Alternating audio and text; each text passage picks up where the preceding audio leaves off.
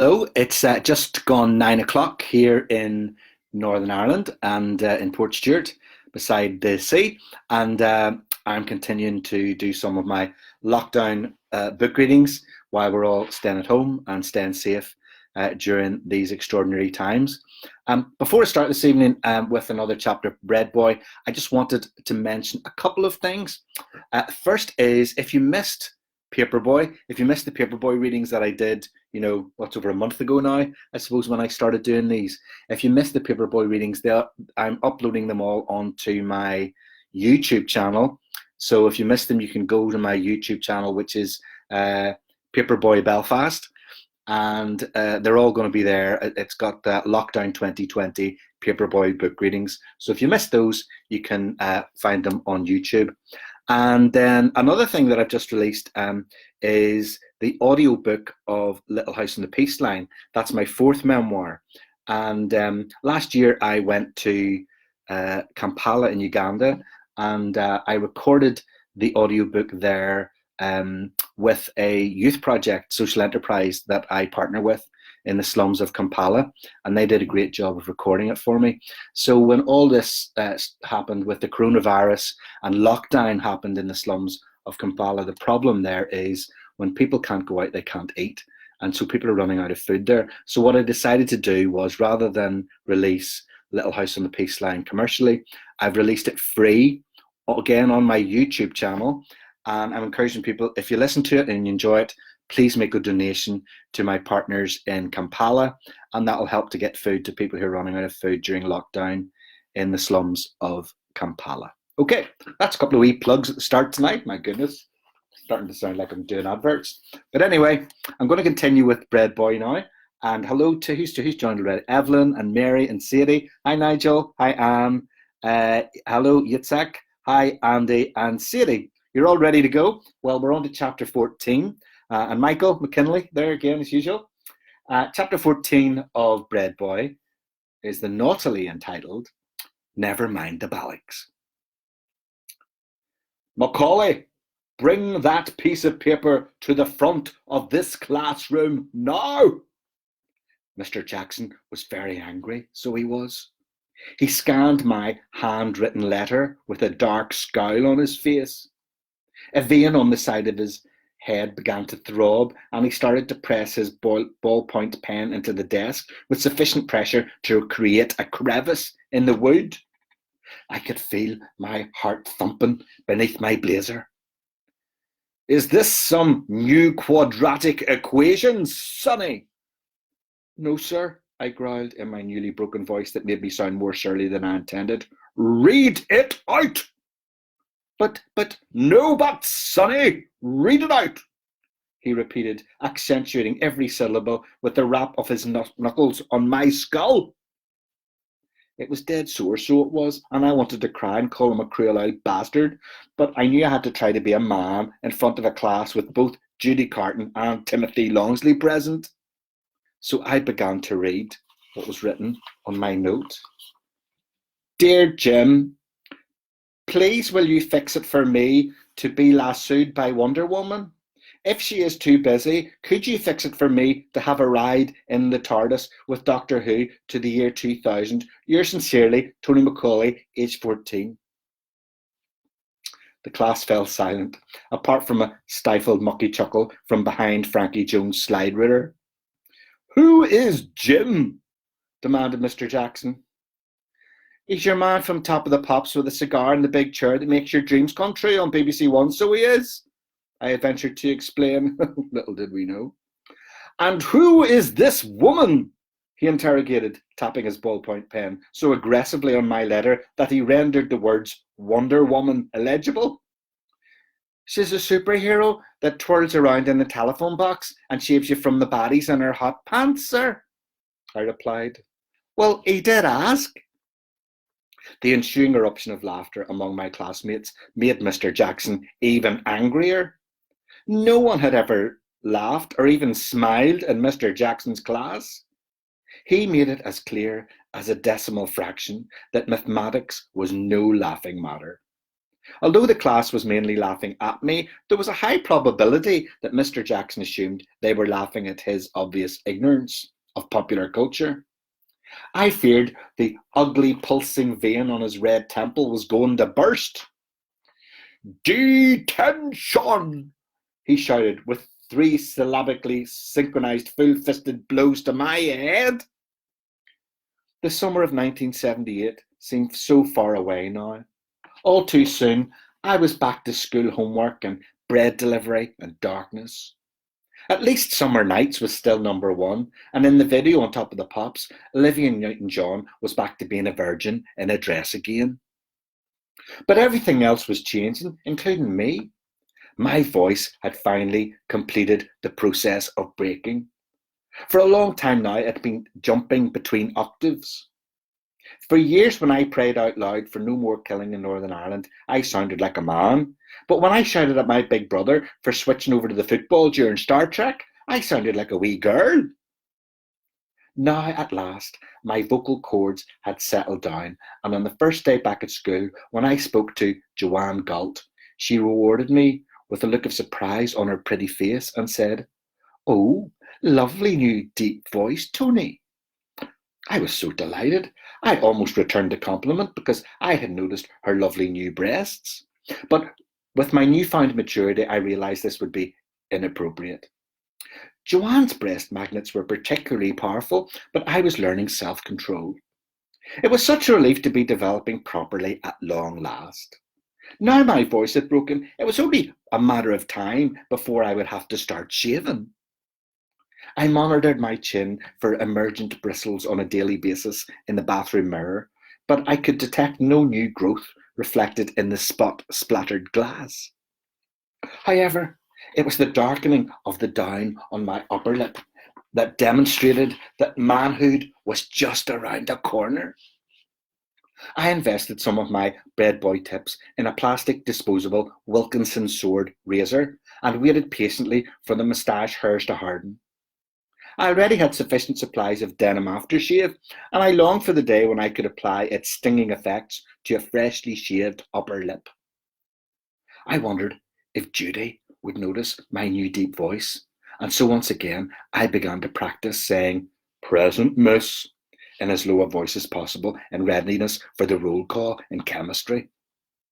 I tried to position myself to stand right behind Judy in school assembly so she could hear me singing "Glorious Things of Thee Are Spoken" an octave lower than Thomas O'Hara. Heather Mateer confirmed my new appeal to the opposite sex when I offered her a share of my revels during a break from Saturday Night Fever at the tuck shop at the Westie Disco. "Like, you'll be lovely when you grow up, so you will," she said, looking at me as if I was not entirely without promise. This was the nicest thing a girl had ever said to me. But it was the announcement by Miss Adams one Saturday morning on my bread round that made it official. "You're turning into quite a young man," she confirmed across the fairy cakes. Miss Adams said all her ings like Angela Rippon on the news on BBC One, so when she spoke, it had authority. I slipped her an extra fancy pastry when Leslie wasn't looking, and she gave me a wee wink. I was growing in confidence as well as physical and emotional maturity. There were many opportunities coming up when I could show off my new voice and my emergent moustache. The English department was holding auditions for the annual school play, and the RE department was participating in a Belfast Schools charity fair for African babies that included a Mr. Belfast Schools. I was determined to take advantage of each and every opportunity to prove myself to Judy, apart from when the PE department was running trials for the medallion rugby team, because I was crap. Music was changing too. Suddenly, punk wasn't just for serious punk rockers with safety pins like Philip Ferris anymore. Proper punks went to punk concerts and shouted fuck in English accents and bulked up and spat at everyone and all. Real punks went to nightclubs with drink and record shops with limited editions in the city centre. It didn't matter whether you were a Protestant punk or a Catholic punk. They all were just punks together. I thought this was very good. even though punks weren't allowed to be good. I noticed that some of the adults who disapproved of punks the most were the same people that didn't like Protestants and Catholics mixing together either. Cross-community anarchy must have been very scary for them. Now, other teenagers like me, who were either too young or whose mommies wouldn't let us turn full punk, were starting to love punk bands as much as we adored the Bee Gees. In fact, I had to admit I was starting to enjoy the Boomtown Rats more than the Bee Gees. Uncle Samuel in Dublin would have been horrified at my corruption by evil punk rock. I never admitted to him that I owned ABBA's greatest hits, never mind Rat Trap by the Boomtown Rats. When we returned to school that September, the change in musical preferences was evident in the names scrawled on most of the school bags. Status Quo and Deep Purple and even Smokey had disappeared to be replaced in thick black marker by the Sex Pistols, the Ramones and the Buzzcocks. My favourite punks were the Undertones because they sang with Northern Ireland accents about being a teenager and wanting to hold a wee girl like Judy Carton tight right through the night. The Undertones had a lead singer called Fergal, and they got to sing on top of the Pops, even though they were from Derry, which was Catholic for Londonderry. I tried to play my acoustic Spanish guitar like an undertone, but the strings kept snapping. I finally persuaded my father to buy Teenage Kicks for the Westie disco, and he relented because he said, "That there wee lad Fergal's a queer good singer, so he is." And so it came to pass that Teenage Kicks became the first punk anthem ever to be played in the innocent hut of Ballygomartin Presbyterian Church. Mrs. Piper was even more outraged at my father playing the Undertones on hallowed ground than she had been when he first played Dana at the disco. Of course, Fergal Sharkey had opened the floodgates. The Rats and the Stranglers soon followed.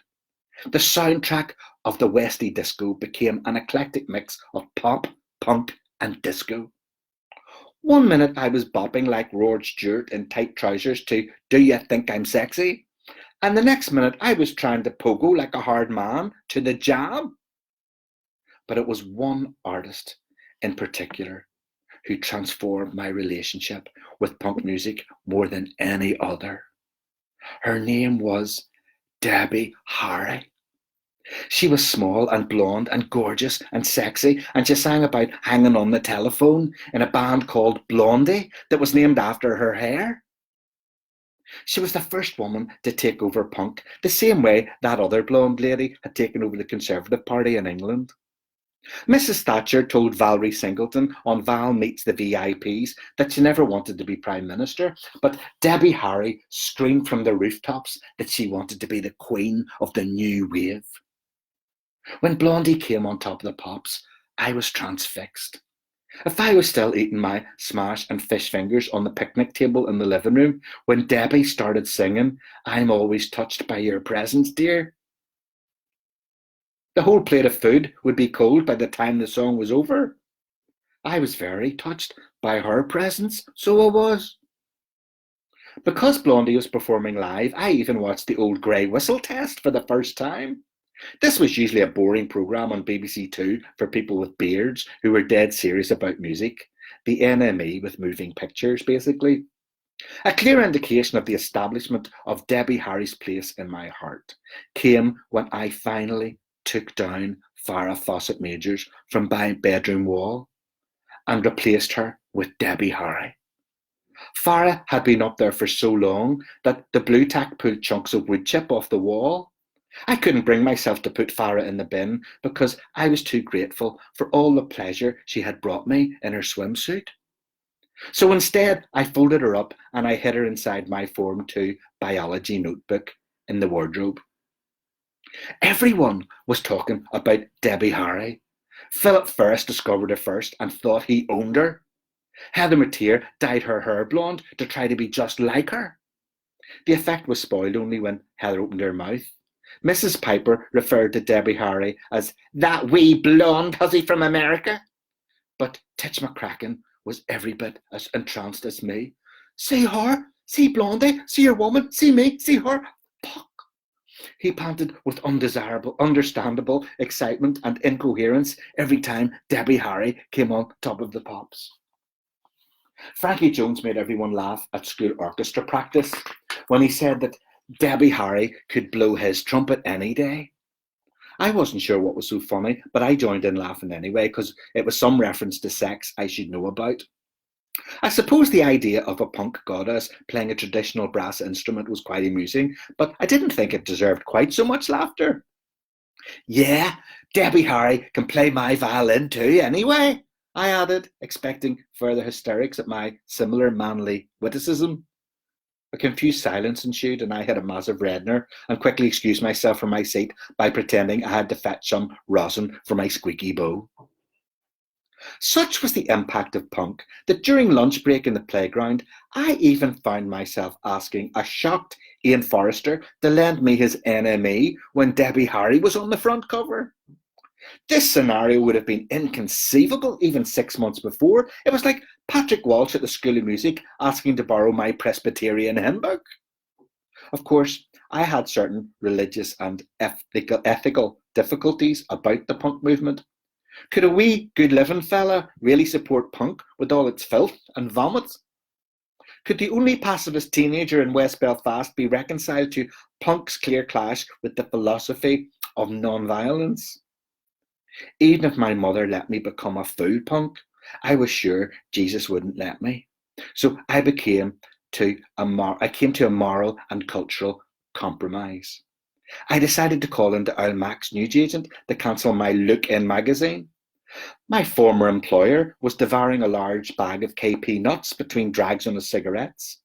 He was so surprised at my cancellation that he sprayed the entire shop with peanut particles.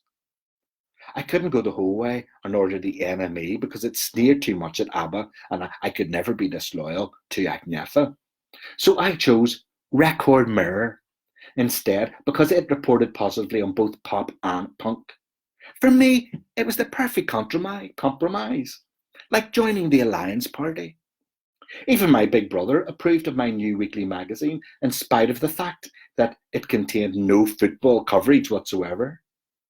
Maybe you're not such a big fruit after all, he said in a rare moment of sibling affection. Okay, I'll say hello to a few people just before I continue. So who else is here tonight? Francis McGrath. Hi, Tony. I've been enjoying the book readings on YouTube. Oh, you've been listening to Little House in the Peace Line on YouTube. Great. That's brilliant, Francis. Jeremy Skillen's with us. Hi, Jeremy. Hello, Norma Fleming. Hi, Damien in Edinburgh. Hi, Philip Orr. Hope you're keeping well. Hi, Jim and Lynn. Hi, Sadie Hannah. Good evening, Angela and Keith Montgomery. Hi, Al McLean, my old mate from the YMCA days. Ali Bennett. Hi, Team Bennett here as usual. Good to have you. Team Bennett of Burnside. Hope it's warm enough to be watching outside. Might not be tonight. It's a bit chilly, isn't it? Hello, Billy and Mark Macaulay and Marlene Williamson. Brendan, good to hear and see you, says Mark Macaulay. Great. Good evening, Norma Sloan. How are you? Hi, Jim Poole. I'm glad you're enjoying it. Hi, Betty O'Riordan. I'm glad you're enjoying this too. Rosaline Hartley says, PJ's glass of wine, heating on and chill. That sounds good. You're working hard, Rosaline, for the rest of us. So enjoy it. Enjoy it. Relax, chill. Hi, Anne Kirk. And hello, Neve Sahafian. Glad you could join me as usual. The lovely Leslie from up the country is down the stairs. And I'm going to continue the story of being back at school in 1978, 1979, in the era of punk. Now that I was back at school, I was once again giving Judy Carton all the attention she deserved. She was even prettier in September than she had been last June, and she sometimes said hello to me in the corridor outside of the confines of chemistry class. Unfortunately, the summer had also been kind to Timothy Longsley because he had grown by several inches and his voice had almost broken. He was taller than me, but at least my voice was deeper. On Saturday mornings, he was a glorious rugger boy, lauded by teenagers, and I was nothing but a humble breadboy, praised by pensioners. I noticed with increasing irritation how Timothy flirted with Judy in every chemistry class, and I observed how she giggled to humour him. I sometimes scanned the bottles of powdered chemicals marked dangerous, lined up at the top of the shelf in a chemistry store, and wondered if I could render Timothy inert by sprinkling some toxic particles on his potato, cheese, and onion crisps. Then I remembered my pacifist commitments and realised I must win Judy's heart through true love and not by murder. A rare opportunity to interact more intimately with Judy could be coming up soon during the annual school play. Judy had volunteered to be one of the team of girls who did the makeup for what Miss Barron called the budding thespians. For some reason, every time she said thespians, Frankie Jones laughed dirtily. I wanted to be one of the finest actors like Roger Moore, and I dreamed of being interviewed by Michael Parkinson on BBC One on a Saturday night when he would introduce me coming down the stairs as one of the greats. So the prospect of the school play was doubly appealing. Every year I auditioned for the school play in hope that I would be cast as the romantic lead, just like Roger Moore in the James Bond movies. For the past few years, I'd been cast as an old man with a stick, and the older boys who could act in posh English accents got all the big parts. I wanted to be the saint, but I always ended up as Steptoe. Of course, this could be an indication that Miss Barron recognised the exceptional acting skills required to play a person 6 times my age. Perhaps Miss Barron saw me as a great character actor, like your man who played Alf Garnett, who wasn't really that old at all. The one advantage of being given the role of a septuagenarian was that it required a lot of makeup. While the romantic leads got a quick dusting of makeup, another old man role would require detailed hair whitening and added wrinkles and a beard. If Miss Barron awarded me yet another aged part this year, then at least Judy Carton would have to spend half an hour on my face every night at the dress rehearsals and the week of the performances. I imagined sitting compliantly in the chair as Judy gently patted foundation on my face and then added years of wrinkles with a mascara pen. This would be a private moment, just between the two of us. Judy would never once complain about my newly erupted spots interfering with her craft, and I would not let my eyes water when she applied glue from a beard on top of a recently squeezed zit. I daydreamed about Judy touching my cheek and forehead endlessly with cotton wool and dabbing my nose with a wee sponge in spite of all the blackheads. Judy would lean forward and paint my lips, and it would tickle as if before a kiss. I imagined as she applied the pressure on my lips, I would look at her lips up close, and I would be able to smell Charlie perfume on her neck and Wrigley's on her breath. In this reverie, we were real boyfriend and girlfriend, and I expressed my gratitude by kissing her sweet lips. However, I awoke from this daydream when I started to worry that my beard glue might not have dried out yet, and I would end up giving Judy a beard instead of a kiss.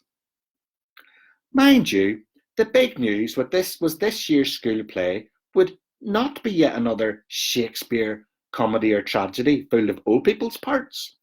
This year's production was going to be a musical called West Side Story, about gangs on 2 sides of the city who were fighting all the time.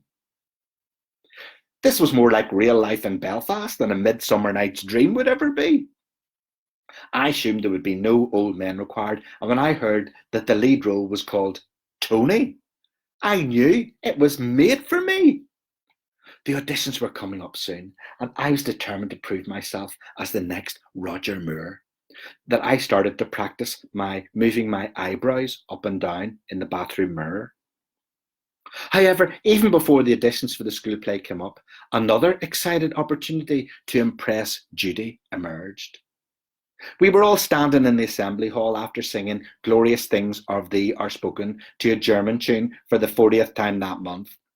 David Pritchard had kept his eyes open the whole way through the school prayer to prove that God didn't exist, and the head of RE was still scowling at him because he had kept his eyes open too to see who was keeping their eyes open.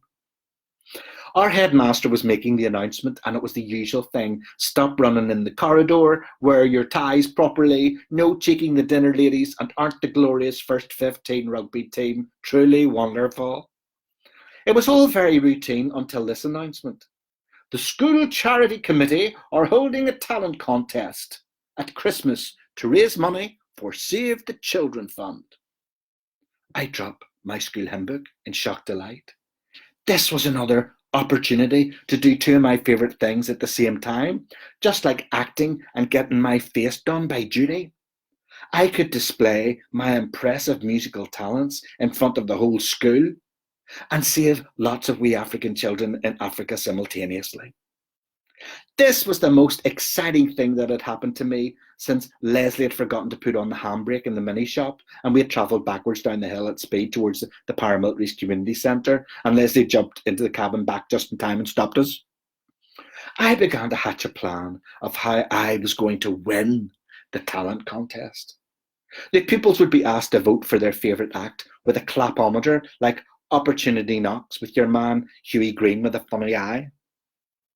From my experiences at the Westie Disco and my weekly reading of Record Mirror, I knew exactly which musical genre would attract the most votes from my fellow pupils. I knew immediately that if I was to be a winner, and if Judy was to see me as the coolest boy in the whole school, there was only one option for me at the school talent contest. It had to be punk, so it had. There you are. That's chapter 14 of Breadboy. I hope you enjoyed that. So thanks for listening. Who else is here? Hi, Linda. Hope you're well. And Norma and Marty, I'm glad you're enjoying it. Excellent, says Michael McKinley Sr. Yeah, well, thank you very much all for watching this evening. I'll be back same time tomorrow for chapter 15 of Breadboy. Until then, stay home, stay well, and stay positive.